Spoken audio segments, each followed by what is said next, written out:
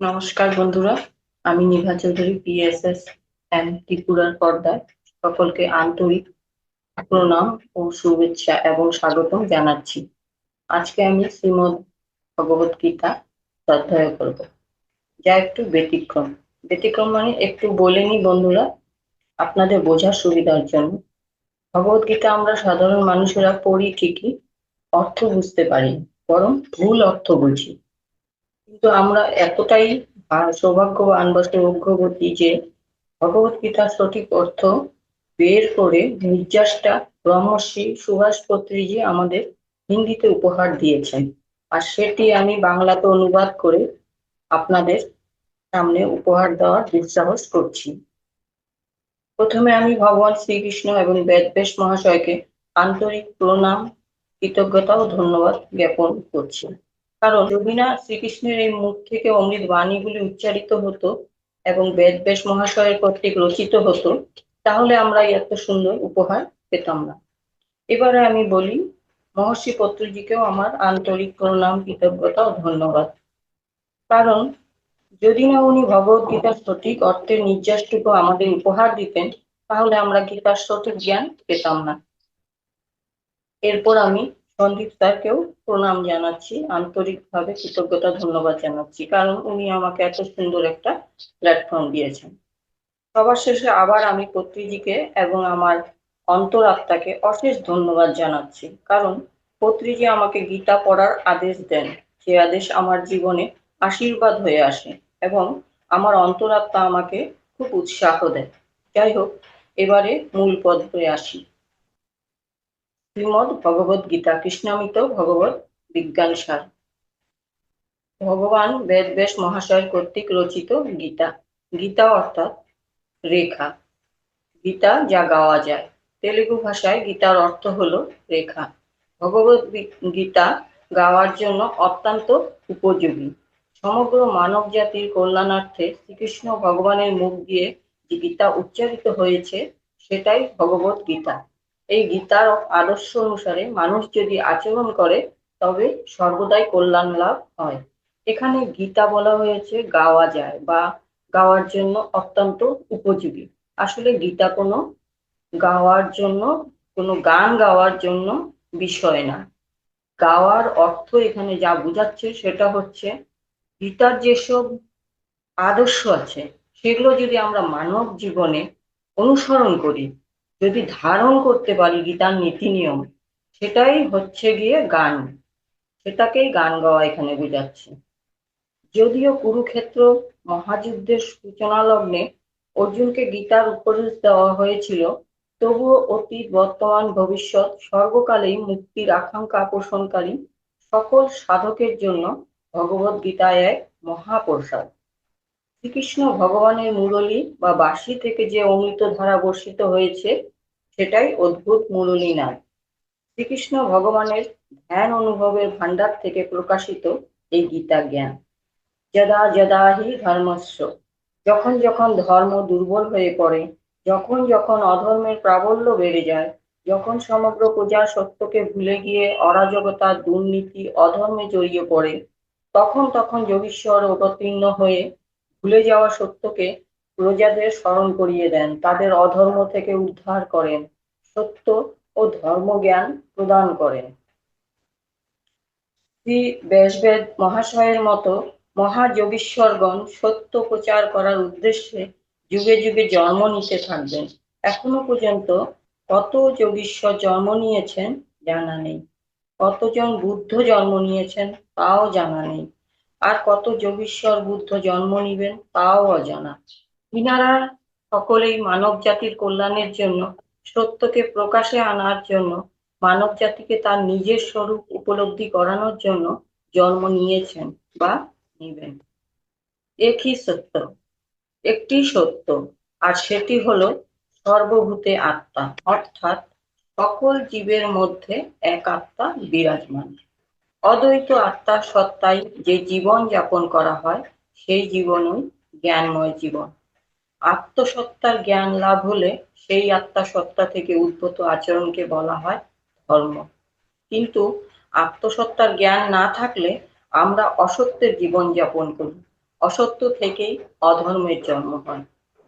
অসত্যের অবস্থান করে যে আচরণ করা হয় সেটাই অধর্ম। সৃষ্টিকে বিস্তৃত সত্যগুলিকে প্রত্যক্ষভাবে অনুভব করে ও পরিশুদ্ধ করে সেগুলোকে একত্রিত করে শ্রী বেদব্যাসজি মহাশয় ব্রহ্মসূত্র, শ্রীমদ্ ভগবত গীতা প্রভৃতি রচনা করে জনসাধারণকে সম্পূর্ণ পথ নির্দেশ দিয়েছেন। শ্রী বেদব্যাসজি ও শ্রীকৃষ্ণ ভগবানকে প্রণাম জানিয়ে তাদের দ্বারা প্রচারিত ভগবত গীতার কিছু শ্লোকের মাধ্যমে আমরা তাদের স্মরণ করব। এখানে আমরা কেবল কিছু প্রধান প্রধান শ্লোক গ্রহণ করব, কারণ বহু বিষয় বিভিন্ন অধ্যায়ে একইভাবে ব্যাখ্যা করা হয়েছে।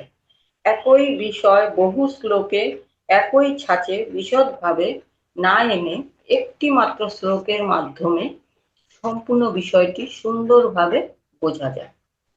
ভগবত গীতা 18টি অধ্যায়ে বিভক্ত হলেও সব অধ্যায়ে সেই একই মৌলিক সূত্রের ব্যাখ্যা করা হয়েছে। দৈনন্দিন জীবনে কিরকম জ্ঞানের দরকার, সেই জ্ঞানকে পাওয়ার জন্য কি ধরনের সাধনা করতে হয়, নিমিত্ত মাত্র থেকেও কর্মবন্ধনে আটকে না পড়ে কিভাবে একজন কর্তব্য কর্ম করা উচিত, ধর্ম কি, সত্য কি, যদি কেউ সত্যে বাস করতে চায় তাহলে তার কি ধরনের কর্ম করা উচিত, কি ধরনের জ্ঞান অর্জন করা উচিত। ব্রহ্ম ঋষি পিতামহ পত্রিজি আমাদের এই জ্ঞানটি খুব সহজ সরল ভাষায় ব্যাখ্যা করেছেন। ভগবত গীতার বিভিন্ন অধ্যায়ে উল্লেখিত কিছু গুরুত্বপূর্ণ শ্লোক গ্রহণ করে এই জাতীয় অনেক মৌলিক বিষয়ের সাথে সম্পর্কিত। যখন আমরা সঠিক উপায়ে আত্মসত্যের সঠিক জ্ঞান অর্জন করি, তখনই আমরা আমাদের দৈনন্দিন জীবন ভালো করে কাটাতে পারি। যেহেতু আমরা একটি হিন্দু পরিবারে জন্মগ্রহণ করেছি, তাই কৃষ্ণ আমাদের কি দীক্ষা দিলেন তা তা জানা প্রয়োজন। এটা সত্য নয়। আমরা তখন হিন্দু হব যখন আমরা কৃষ্ণের শিক্ষা অনুসারে জীবনযাপন করব। শুধুমাত্র ভারতে একটি হিন্দু পরিবারে জন্মগ্রহণ করার কারণেই আমরা হিন্দু, এটা নয়। আমরা কখনোই হিন্দু হব না। পিরামিড গুরুগণ এই সমস্ত বিষয়গুলি সুপরিচিত। এগুলি নতুন করে আবিষ্কার করার কোনো প্রয়োজন নেই। তবে যারা পিরামিডের আধ্যাত্মিকতা এবং ধ্যানের সাথে নতুনভাবে পরিচিত, তাদের ভগবত গীতার সঠিক জ্ঞান থাকা প্রয়োজন। ভগবত গীতায় প্রত্যেক অধ্যায়ে এবং শেষে একটি শ্লোক বলা হয়। এখন আমি গীতার রহস্যটি করছি। বাস্তবিক গীতার রহস্যের বিষয়ে আসি। নিজে একজন যোগী, একজন ঋষি হওয়ার পরেই আমার ভিতর থেকে এই রহস্য আমি জানতে পারি। এখানে আমি বলতে পত্রিজি কথা বলা হয়েছে। পত্রিজি বলছেন, এখন আমি বাস্তবিক গীতার বিষয়ে আসি। নিজে একজন যোগী হওয়ার পর, ঋষি হওয়ার পরই আমার ভিতর থেকে যে রহস্য আমি জানতে পারি, সেটাই আমি এখানে বর্ণনা করব। পত্রিজি মহাশয় বলছেন, ভগবত গীতা সঠিক রূপে বুঝার জন্য পড়ার সময় সেখানে আমি বা আমার যেখানে যেখানে লেখা আছে ওখানে ওখানে নিজেকে রেখে, মানে আত্মাকে রেখে পড়তে হয়। অর্থাৎ শ্রীকৃষ্ণ যেই হোক, ওই জায়গায় নিজেকে মানে আত্মাকে রাখতে হয়। যেখানে অহং লেখা আছে সেখানে পরমাত্মা শ্রীকৃষ্ণ অথবা বেদব্যাস মহাশয় অথবা অন্য কোনো গ্র্যান্ড মাস্টারকে জয়েন করে ভগবত গীতার জ্ঞান বুঝাতে হয়। সাধারণত সবাই ভাবে আমি অথবা আমার দুটো কথাই শ্রীকৃষ্ণ পরমাত্মার কথা হিসাবে বুঝায়, কিন্তু বাস্তবিক গীতার অন্তর্নিহিত জ্ঞান ভান্ডার খুলতে হলে তবে সেখানে নিহিত জ্ঞানার্থকে গ্রহণ করতেই হবে। এই রহস্যটি জানা আবশ্যক। ভগবত গীতায় প্রত্যেকটি অধ্যায় এবং শেষে একটি শ্লোক বলা হয়। ওম তৎসৎ ইতি শ্রীমদ্ ভগবদ গীতা উপনিষৎসু ব্রহ্মবিদ্যায়াং যোগশাস্ত্রে শ্রীকৃষ্ণার্জুন সংবাদে। অর্থাৎ এটি ব্রহ্মবিদ্যা ও যোগশাস্ত্র। শ্রীমদ্ ভগবদ গীতা উপনিষদ থেকে নেওয়া হয়েছে, যা শ্রীকৃষ্ণ ও অর্জুনের মধ্যে সংলাপের আকারে অবস্থিত। ব্রহ্ম অর্জনের বিজ্ঞানকে বলা হয় ব্রহ্মবিদ্যা, মানসিক ব্যাধি নিয়ন্ত্রণের বিজ্ঞানকে বলা হয় যোগশাস্ত্র।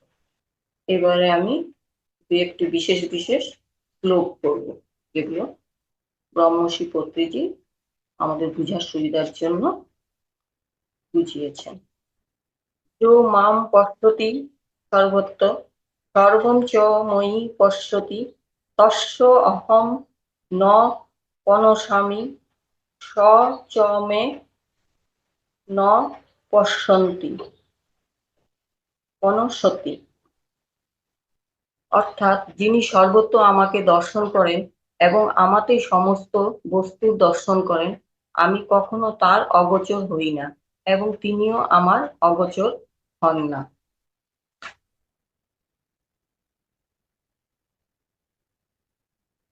যে ব্যক্তি সকল প্রাণীর মাঝে মা অর্থাৎ নিজের আত্মাকে দেখেন, এখানে শ্রীকৃষ্ণের কথা বলা হয়নি, আত্মার কথা বলা হয়েছে। যে ব্যক্তি সকল প্রাণীর মাঝে মা অর্থাৎ নিজের আত্মাকে দেখে এবং নিজের আত্মার মধ্যে সমস্ত প্রাণীকে উপলব্ধি করে, অর্থাৎ আত্মার সর্বব্যাপী স্বরূপকে গ্রহণ করে, সেই ব্যক্তির কাছে আমি অহংকারের অস্তিত্ব থাকে না। তার দৃষ্টি আমার উপর স্থিত থাকে, আমার দৃষ্টিও তার উপর স্থিত থাকে। মানে আত্মার দৃষ্টি দেহের উপর থাকে, দেহের দৃষ্টি আত্মার উপর থাকে। যে ব্যক্তি সমস্ত প্রাণীতে নিজের আত্মাকে দেখে এবং নিজের আত্মার মধ্যে সমস্ত প্রাণীকে দর্শন করে, সে আত্মজ্ঞানী এবং শ্রীকৃষ্ণ পরমাত্মা ও তার সাথে কোনো পার্থক্য নেই। সাধারণত ভগবদ গীতায় এর অর্থ এভাবে বোঝানো হয়েছে: যেখানে সমস্ত প্রাণীর মধ্যে শ্রীকৃষ্ণকে দেখা যায় এবং শ্রীকৃষ্ণের মধ্যে সমস্ত প্রাণীকে দেখা হয়, সেখানে শ্রীকৃষ্ণের দৃষ্টি যেমন তার উপর থাকে, তেমনি তার দৃষ্টিও শ্রীকৃষ্ণের উপর স্থির থাকে। এবারে আরেকটি শ্লোক আমি পড়ব, 18 অধ্যায়ের 63 নম্বর শ্লোকটি। সর্বধর্মান পরিত্যাজ্য মাম একং শরণং ব্রজ অহং তাম সর্ব পাপেভ্যো মোক্ষয়ামি মা শুচো। অর্থাৎ সর্বপ্রকার ধর্ম পরিত্যাগ করে কেবল আমার শরণাগত হও, আমি তোমাকে সমস্ত পাপ থেকে মুক্ত করব, তুমি শোক করো না। গীতার অর্থে বলা হয়েছে শ্রীকৃষ্ণের উপর নির্ভর হতে। সাধারণত গীতায় বলা হয়েছে সর্বপ্রকার ধর্মকে ত্যাগ করে শ্রীকৃষ্ণ শরণে আসো। শ্রীকৃষ্ণ ব্যক্তিগত রূপে তোমাকে সমস্ত পাপ থেকে মুক্ত করবেন এবং উদ্ধার করবেন, ভয় পেও না। এটা হচ্ছে গীতাতে থেকে বোঝা যায়। কিন্তু পত্রিজি যেটা বুঝিয়েছেন সেটা হচ্ছে বাস্তবের প্রকৃত অর্থ হচ্ছে নিজের সমস্ত পরমার্থ ত্যাগ করে মা অর্থাৎ আত্মাকে গ্রহণ করতে হবে। শরণাগতি মানে কেবল প্রার্থনা করা নয়, নিজের চেতনা ও মনকে নিয়ন্ত্রণ করে আত্মায় মন স্থাপন করা। এই আত্মস্থ মনই সমস্ত পাপের উদ্ধার করে। অহং মানে আমি, অর্থাৎ শ্রীকৃষ্ণের মতো পরমাত্মাই তোমাকে সাহায্য করার জন্য থাকবে, একটুকু চিন্তা করো না। নবম অধ্যায়ে 34 নম্বর শ্লোক। মন মনা হব মত ভক্ত যাজি মাম নমস্কুরু মাম এওসি যুক্তে বম আত্মনম মৎপরায়ণ।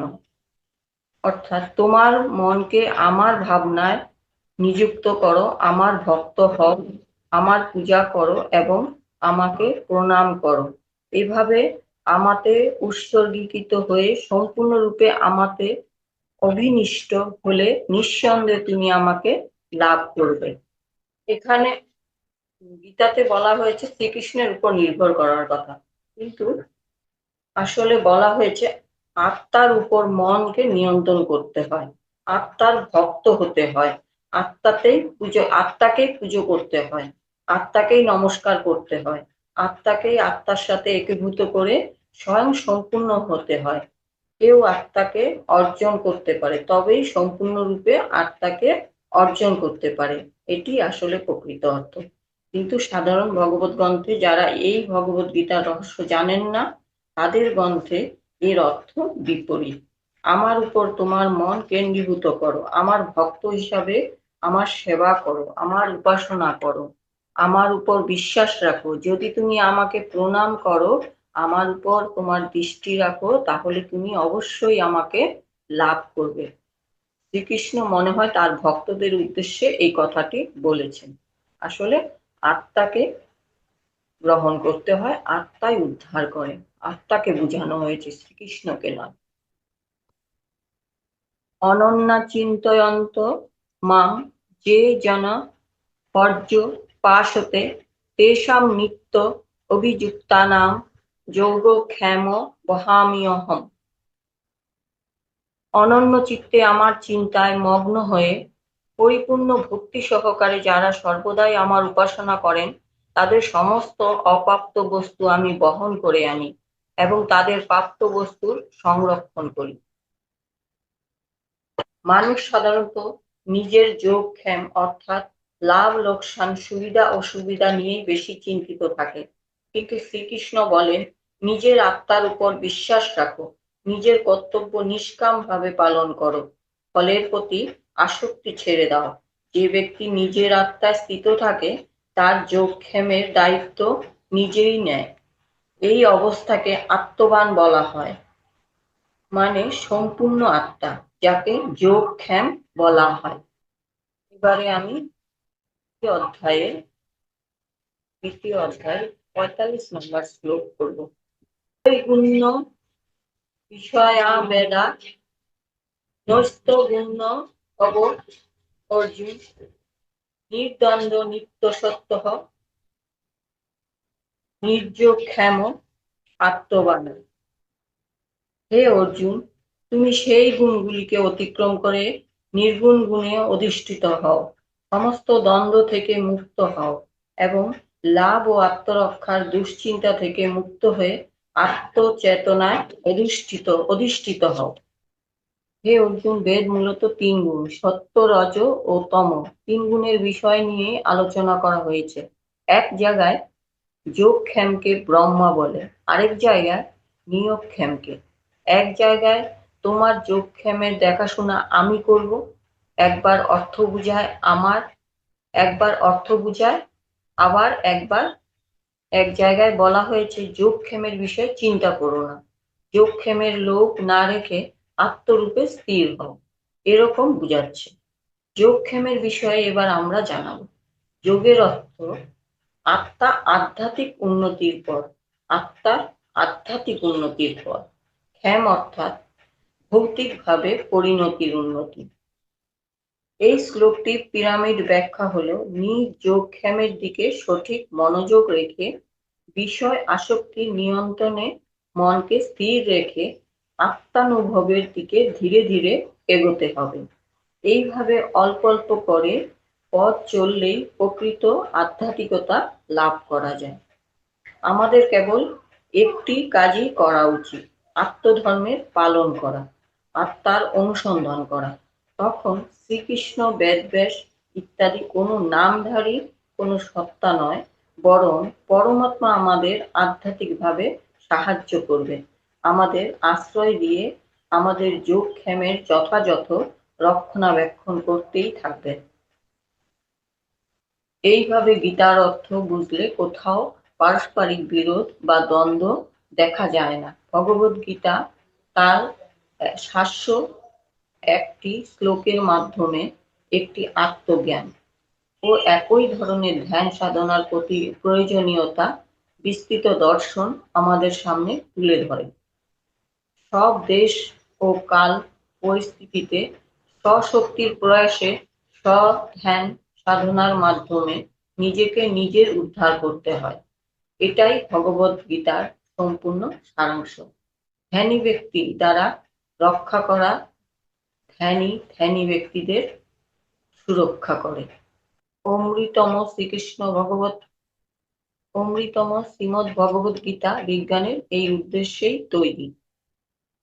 পিরামিড মাস্টারদের জন্য বলা হয়েছে ভগবদ্গীতা একটি যোগযুক্ত, জ্ঞানযুক্ত কর্মযুক্ত বর্ণনা। ভগবত গীতারূপী যোগশাস্ত্র ব্রহ্মবিদ্যার সহিত জড়িত প্রাণী ও নদী।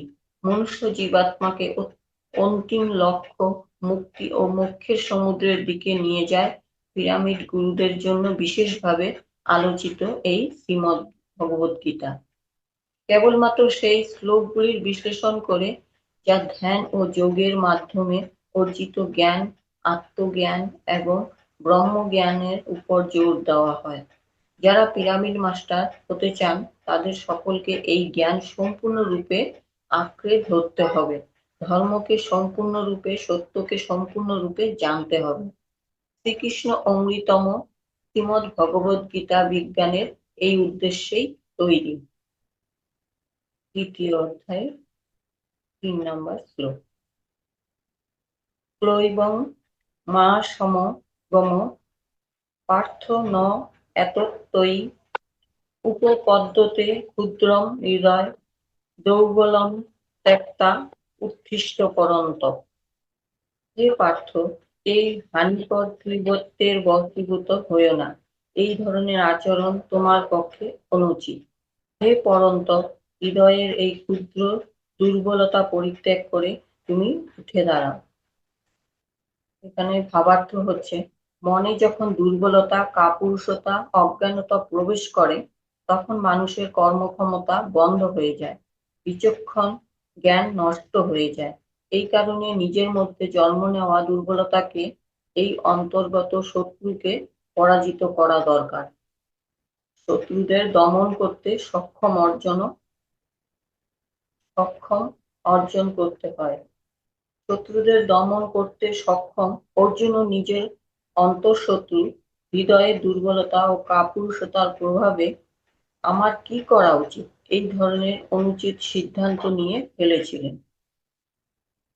একজন বুদ্ধিমান ব্যক্তির কখনো কখনো বর্তমান পরিস্থিতির চাপে এমন বিভ্রান্তি আসতে পারে। এবারে আমি দ্বিতীয় অধ্যায়ের 11 নম্বর শ্লোকটি পড়ব। অশ্বচান অন্নবসচ তম প্রজ্ঞাবাদাঞ্চ ভাষ্যসে গত অশুন অগুত অশুন চ ন অনুশোচন্তি পণ্ডিতা। পরমেশ্বর ভগবান বলেন, তুমি প্রাজ্ঞের মতো কথা বলছো, অথচ যে বিষয়ে শোক করা উচিত নয় সেই বিষয়ে শোক করছো। যারা যথার্থই পণ্ডিত তারা কখনো জীবিত অথবা মৃত কারোর জন্যই শোক করে না। প্রজ্ঞা এবং শোক এই দুইটি একে অপরের সম্পূর্ণ বিপরীত অবস্থা। এই দুইটি পরস্পর স্বভাব বিরোধী। যিনি প্রজ্ঞাবান তিনি প্রকৃত পণ্ডিত। সংসারে বসবাসকারী প্রত্যেক ব্যক্তির মৃত্যু অবসাম্য। এই কথাটি পণ্ডিত ব্যক্তি খুব ভালোভাবে জানেন। যিনি মৃত মুখে, যিনি মরে গেছেন, অর্থাৎ যিনি এখানে আছেন বা যিনি চলে গেছেন, তার জন্য হৃদয়ে শোকপূর্ণ। পণ্ডিত কখনো শোক করেন না, পণ্ডিত কারোর জন্য কাঁদেন না। তুমি যা অর্জন করতে চাও তা অর্জন করে এগিয়ে যাও, তার মুখে দুঃখের ছায়া নেই, এটা সবসময় আনন্দ। একদিকে অর্জুন ভাবছিলেন আমার এই ভাইয়েরা এবং গুরুজনেরা যুদ্ধে মারা যাবেন, অন্যদিকে তিনি ভাবছিলেন আমরা কেন রক্তপাত করব এবং বড় বড় দাবি করছিলেন আমি ভিক্ষা করে জীবিকা নির্বাহ করব। অর্থাৎ একদিকে তিনি একজন সাধারণ মানুষের মতো কাঁদছিলেন এবং অন্যদিকে তিনি একজন পণ্ডিতের মতো কথা বলছিলেন। একজন সাধারণ মানুষ যিনি যে কোনো পরিস্থিতিতে কাঁদেন, একজন পণ্ডিত যিনি কখনো কোনো পরিস্থিতিতে কাঁদেন না। পণ্ডিত মানে যিনি আত্মার শাস্ত্র বোঝেন। পামর অর্থাৎ এমন ব্যক্তি যিনি আধ্যাত্মিক ধর্মগ্রন্থ সম্পর্কে সামান্যতম জানেন না। এবার আমি দ্বিতীয় অধ্যায় 12 নম্বর শ্লোকটি পড়ছি। ন তু এব অহং জাতু ন আসং ন তম ন ইমে জনাধিপা ন চ এব ন ভবিষ্যাম সর্বে বয়ম পরম। এমন কোনো সময় ছিল না যখন আমার তোমার এই সমস্ত রাজাদের অস্তিত্ব ছিল না, ভবিষ্যতেও কখনো আমরা অস্তিত্বহীন হব না। আমি কোনো কালে ছিলাম না এবং এমন নয়, আর তুমিও ছিলে না এমনও নয়, এই রাজারাও ছিল না এমনও নয়, ভবিষ্যতে আমরা থাকবো না এমনও ভাবা উচিত নয়। শরীর সৃষ্টি হওয়ার আগেও আত্মা ছিল, শরীর নষ্ট হয়ে যাওয়ার পরেও আত্মা থাকে। শরীরের মূল হলো আত্মা, কিন্তু আত্মার মূল কখনোই শরীর নয়। শরীর হলো আত্মার সাময়িক ভৌতিক ছায়া মাত্র। আত্মা অবিনাশী, শরীর বিনাশশীল।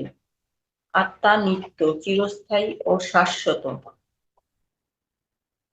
এই জন্য আমি, তুমি, সে, এই সকল রাজারা চিরন্তর আত্মা। আমরা আগেও অস্তিত্বহীন ছিলাম না, একইভাবে ভবিষ্যতেও আমাদের অস্তিত্ব ম্লান হবে না। আমরা চিরন্তর আত্মা, যারা সর্বদা বিদ্যমান। সমগ্র সত্তা স্বসদৃশ। শ্রীকৃষ্ণ এই বিষয়টি উপস্থাপন করেছেন। এবার দ্বিতীয় অধ্যায়ের 13 নম্বর শ্লোকটি পড়ছি। দেহিন অস্মিন যথা দেহে কুমারম যৌবনম জরা তথা দেহান্তর প্রাপ্তি ধীর তত্র ন মুহূর্তি। দেহী আত্মার দেহ যেভাবে কুমার, যৌবন ও জরার মাধ্যমে তার রূপ পরিবর্তন করে চলে, মৃত্যুকালে তেমনই ওই আত্মা এক দেহ থেকে অন্য আরেকটি দেহে দেহান্তরিত হয়। ধীর ব্যক্তিরা কখনো এই ধরনের পরিবর্তনে মুহ্যমান হয় না। যেহেতু প্রত্যেকটি জীবই স্বতন্ত্র আত্মা, তাই প্রতি মুহূর্তে প্রত্যেকের দেহ পরিবর্তন হচ্ছে, কখনো শিশু রূপে, কখনো যুবক রূপে এবং কখনো বৃদ্ধা রূপে। কিন্তু জীবের প্রকৃত সত্তা আত্মার কোনো পরিবর্তন হয় না। মৃত্যুর সময় এই আত্মা দেহ ত্যাগ করে অন্য আরেকটি দেহ ধারণ করে। এই শরীরের পরিবর্তন দেখে আমরা কাঁদব না, কেননা এরূপ পরিবর্তন শরীরের ধর্ম। এইসব আমরা সবাই ভালো করেই জানি। তথাপিও মৃত্যুতে আমরা শোক করি, কারণ আত্মার ধর্ম আমাদের জানা নেই। বাল্য অবস্থায় বা যৌবন অবস্থায় মনে রাখার মতন কিছু ঘটনা ঘটে যায়, যেটা আমাদের সেই বয়সের কালটা বের হয়ে যাওয়ার পরও আমরা মনে রাখি। সেগুলি অনুভব করার অবস্থা বা শরীর আর নেই, তথাপিও সেই স্মৃতিগুলো মনের মধ্যে রয়ে যায়। দেহ মানে আত্মা, ঠিক সেই রকম শরীরে স্থিত দেহটি মৃত্যু হওয়ার পর দেহটি ছেড়ে যাওয়ার সময় প্রধান প্রধান অনুভবগুলি গ্রন্থরূপে নিজের সাথে নিয়ে যায়। এটাই সংস্কার। বাল্য অবস্থার রূপ পরিবর্তিত হয়ে যুবা অবস্থার রূপ নেয়, যুবা অবস্থা থেকে বৃদ্ধ অবস্থায় আসে। ঠিক সেই রকম মৃত্যুর পর দেহের থেকে চলে যাওয়া আত্মা অন্য শরীর ধারণ করে। জীবাত্মা এই দেহের থেকে লাভ করা অনুভবগুলির পরিপূর্ণতা লাভ করার জন্য এইসব সংস্কার বহন করে আবার ভৌতিক শরীর ধারণ করে। অতঃপর বাল্যাবস্থা, যুবাবস্থা ও বৃদ্ধাবস্থার মতো দেহের অবস্থা যেমন সহজ, আবার অন্য শরীর পাওয়াটাও সহজ। এই বিষয় নিয়ে এক শান্ত পুরুষ, যিনি আত্মস্বরূপ উপলব্ধি করেছেন যে কখনো মায়াতে জড়াতে নেই, অন্য একটা শরীর ধারণ করা উচিত। এই জন্য নিশ্চিতভাবে জ্ঞানীজনেরা কখনো মৃত্যুর জন্য শোক করে না, বরং মৃত্যুর জন্য তৈরি থাকে সর্বদা, অথবা আনন্দে হাসতে থাকে। এবার আমি দ্বিতীয় অধ্যায়ের 19 নম্বর শ্লোকটি পড়ব। য এনং ব্যক্তি হন্তারম য চ এনং মন্যতে হতং উভত ন বিজানীত নায়ং হন্তি ন হন্যেতে। যিনি জীবাত্মাকে হত্যা বলে মনে করেন কিংবা যিনি এক নিহত বলে ভাবেন, উভয় প্রকৃত জ্ঞানী নন। যিনি জীবাত্মাকে হত্যা বলে মনে করেন কিংবা যিনি একে নিহত বলে ভাবেন, উভয়ই প্রকৃত জ্ঞানী নন। কারণ তারা আত্মাকে কারণ আত্মা কাউকে হত্যা করে না বা কারো দ্বারা নিহত হন না। এর ভাবার্থ হচ্ছে আমরা শরীর নই, আমরা আত্মা। শরীর নষ্ট হলেও আত্মা কখনো বিনষ্ট হয় না। আত্মা শুধু শরীর থেকে বের হয়ে যায়। প্রত্যেক জন্মেই আত্মা শরীরে প্রবেশ করে, প্রত্যেকটি মৃত্যুতেই আত্মা শরীর থেকে বেরিয়ে যায়। আমরা অনেক অনেক জন্ম নিয়েছি, প্রত্যেক জন্মেই আত্মা শরীর থেকে বের হয়ে গেছে। আত্মার না তো মৃত্যু হয়, না হত্যা করা যায়। এটা জানাই জ্ঞান, একে আত্মজ্ঞান বলে। এই আত্মজ্ঞান যাদের হয়ে যায় তারাই জ্ঞানী। ন জায়তে ম্রিয়তে বা কদাচিৎ, ন অয়ং ভূত্বা ভবিতা বা ন ভূয়ো অজো নিত্য শাশ্বত অয়ং পুরাণো হন্যতে। ন জায়তে ম্রিয়তে বা কদাচিৎ, না অয়ং ভূত্বা ভবিতা বা ন ভূয়ো অজো নিত্য শাশ্বত অয়ং পুরাণো ন হন্তে হন্যমানে। ন হন্তে হন্যমানে শরীরে। আত্মার কখনো জন্ম হয় না বা মৃত্যুও হয় না। আত্মার কদাচিৎ উৎপত্তি হয় না, হচ্ছেও না, আর হবেও না। আত্মা জন্মরহিত, শাশ্বত, নিত্য এবং পুরাতন, চিরনবীন। শরীর নষ্ট হলেও আত্মা কখনো বিনষ্ট হয় না। এই আত্মা, এটা ব্যাখ্যা হচ্ছে, এই আত্মা যাকে শরীর বলা হয়, যে অতীতেও ছিল ও ভবিষ্যতেও থাকবে। আত্মার কখনো মৃত্যু হয় না বা জন্ম হয় না। আত্মা নিত্য, শাশ্বত ও চিরন্তন। আমরা সকলেই শাশ্বত, চিরন্তন ও চিরন্তন আত্মা। এই নাক, এই মুখ, এই চোখ, এই পা, এমনকি এই শরীরের মৃত্যুর পরও আত্মা ধ্বংস হয় না। এই শরীরের ধ্বংসের পর শরীর ধ্বংস হয় না। এটি মৌলিক জ্ঞান, আত্মজ্ঞান। আমাদের নিজস্ব অভিজ্ঞতার মাধ্যমে শ্রীকৃষ্ণজি কর্তৃক প্রচারিত ভগবত গীতার জানা আত্মার মধ্যে থাকাকালীন আমাদের পার্থিব কাজকর্ম সম্পাদনের সময় সর্বদা আত্মার স্বরূপ মনে রাখা। যে একজনকে ধ্যান করতে হবে, মানে আত্মার ধ্যান করতে হবে। বাসাংসি জীর্ণানি যথা বিহায় নবানি গুণ্যতি নরহ পুরাণি তথা শরীরাণি বিহায় জীর্ণান্ন নান্নি সংজাতি নমানি দেহি। মানুষ যেমন জীর্ণ বস্ত্র পরিত্যাগ করে নতুন বস্ত্র পরিধান করে, দেহও তেমন জীর্ণ দেহত্যাগ করে নতুন দেহ ধারণ করে। বেদ ব্যাসজি মহাশয় আমাদের এই ভৌতিক দেহের তুলনা আমাদের পরিধেয় বস্ত্রের সঙ্গে করেছেন। আমরা যেমন পুরানো কাপড় খুলে বাইরে ফেলে দিই এবং নতুন কাপড় পরিধান করি, ঠিক তেমনি দেহ বয়স বৃদ্ধি পাওয়ার ফলে বার্ধক্য এলে শিথিল ও দুর্বল হয়ে পড়ে, আর মৃত্যুর সময় সেই দেহ সম্পূর্ণরূপে ত্যাগ করা হয়। আত্মা এক নতুন দেহ ধারণ করে। এই দেহটি বসন, মানে বস্ত্র। আমরা এই দেহ ত্যাগ করি। মৃত্যু অর্থাৎ পুরনো হয়ে যাওয়া এই ভৌতিক দেহটি ত্যাগ করা। ভৌতিক মানে পঞ্চভূতের দেহ, জল, মাটি ইত্যাদি দ্বারা তৈরি। আত্মার সাথে বাস করা, তারপর উপযুক্ত আরেকটি ভৌতিক দেহ গ্রহণ করে নতুন জন্ম নেওয়া। এই ভৌতিক স্থূল দেহের উপাদানগুলি সবাই জানে, কিন্তু সূক্ষ্ম দেহের উপাদানগুলি, আত্মতত্ত্বের উপাদানগুলি শুধু যোগীরাই জানে। দেহের মধ্যে আত্মা যখন থাকে তখন তাকে দেহী বলা হয়।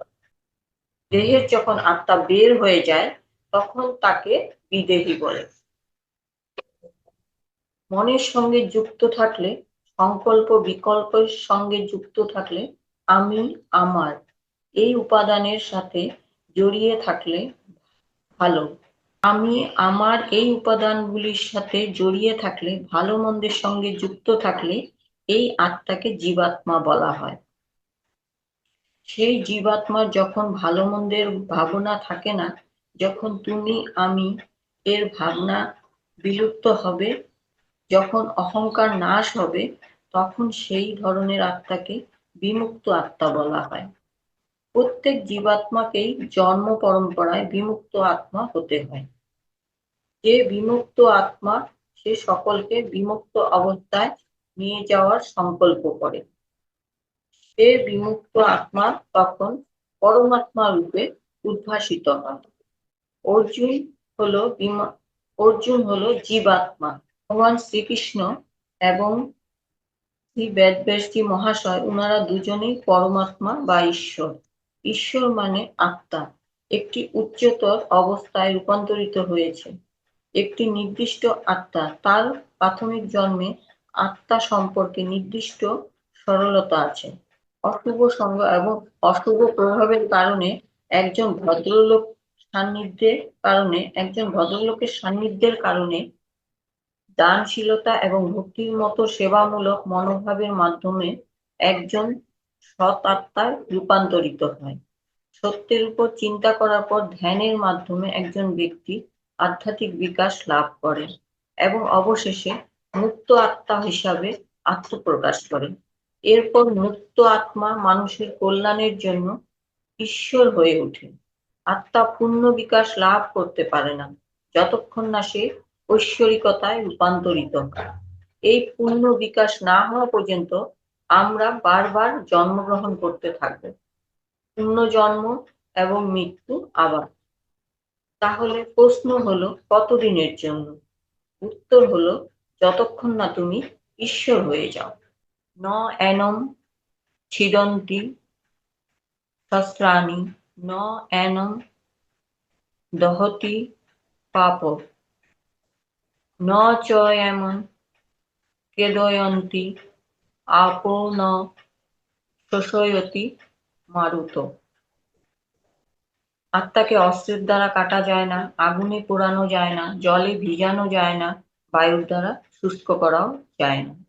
এর তাৎপর্য হলো আত্মাকে অস্ত্র দ্বারা কাটা যায় না, আগুনে পোড়ানো যায় না, জলে ভেজানো যায় না।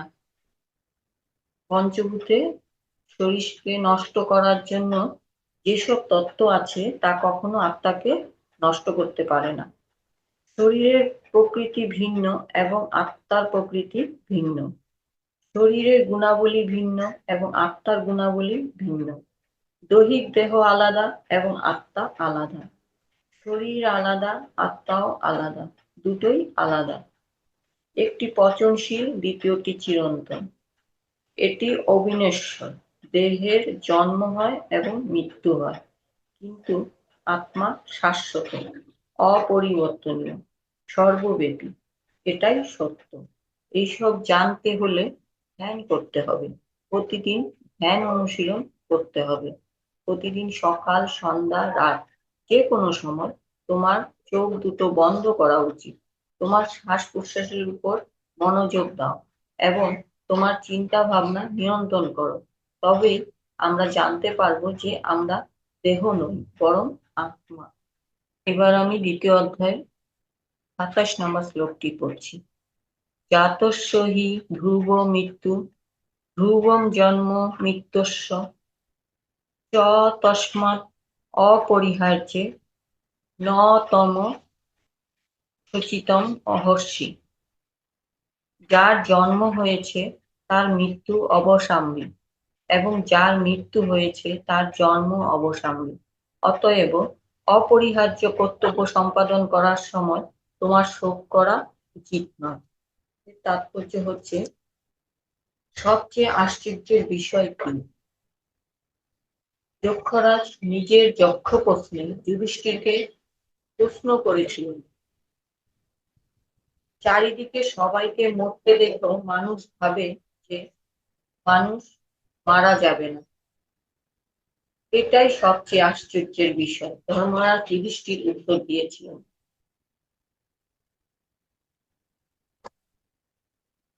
প্রতিদিন আমরা দেখি মানুষ অকাল মৃত্যুতে মারা যাচ্ছে।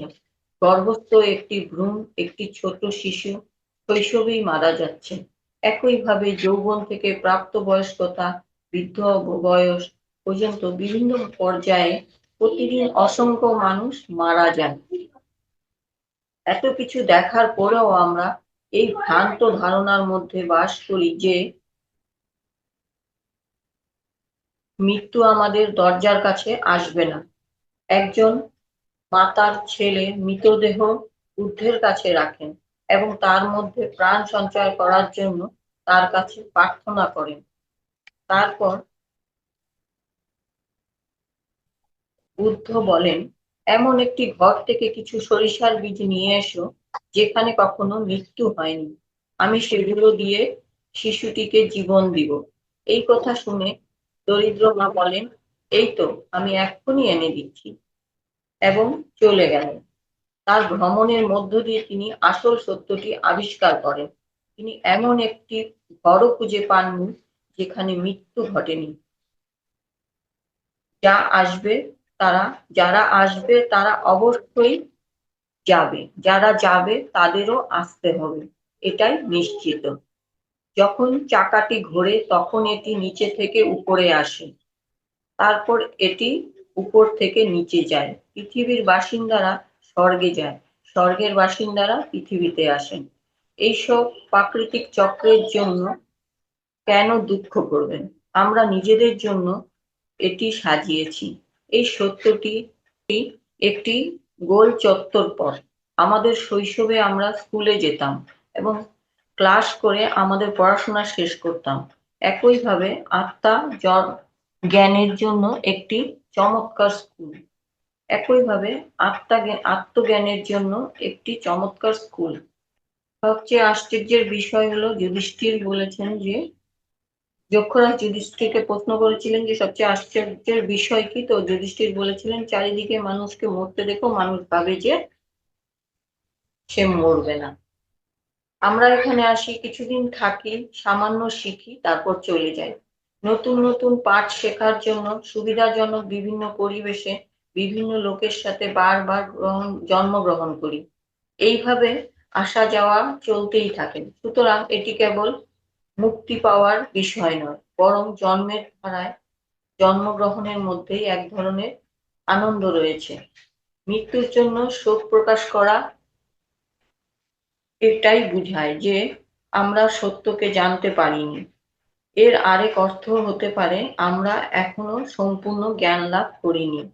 মৃত্যু যে কোনো মুহূর্তে আসতে পারে, তাই প্রতিটি মুহূর্তকে সম্পূর্ণভাবে বাঁচা উচিত। যে ব্যক্তি প্রতিটা ক্ষণ পূর্ণভাবে বাঁচে সেই প্রকৃত অর্থে ব্রহ্মজ্ঞানী, নিঃসন্দেহে সেই পণ্ডিত। আজকের জন্য বন্ধুরা এতটুকুই। আগামী পর্ব নিয়ে আমি আবার আসবো। চ্যানেলটি ভালো লাগলে লাইক, শেয়ার, সাবস্ক্রাইব করবেন।